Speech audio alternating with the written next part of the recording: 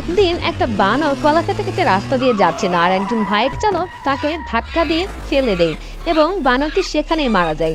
বানরটির বাচ্চাটিকে দেখতে পেয়ে সেই দুষ্ট প্রকৃতির লোকটি বানরটির বাচ্চাটিকেও মারার জন্য উদ্বেগ হয়ে যায় এবং বানরটিকে ধরে নিয়ে যায়।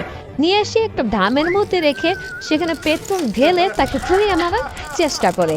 তার এই ঘটনাগুলো দেখে সেই পচু বিড়ালটি পচু তাকে বাঁচানোর জন্য চেষ্টা করে এবং সে আগুন নেভানোর জন্য ফায়ার এক্সিকিউটর নিয়ে হাজির হয়। তারপর সে আগুন নেভিয়ে দেখে বানরের বাচ্চাটি খুবই সংকটাপন্ন, তাই তাকে হাসপাতালে নিয়ে যায়। হাসপাতালে নিয়ে তাকে চিকিৎসা করায়। তার এই কষ্ট দেখে সুন্দরী বিড়ালটি খুব কান্না করে। হঠাৎ সে দেখতে পায় দুষ্ট প্রকৃতির লোকটি বানরের বাচ্চাটিকে মারার জন্য এখানেও চলে এসেছে। তখন সে তার হাত থেকে রক্ষা করার জন্য এবং প্রতিশোধ নেওয়ার জন্য দুষ্ট প্রকৃতির লোকটির বাইকের তেল ছেড়ে দেয়। সেখানে আগুন লেগে সাথে সাথে বাইকটি আগুনে পুড়ে ছাই হয়ে যায়।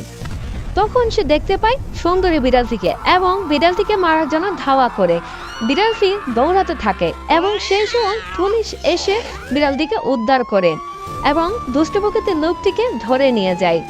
তারপর সেই বিড়াল এবং বানরের বাচ্চাটি বন্ধু হয়ে যায়।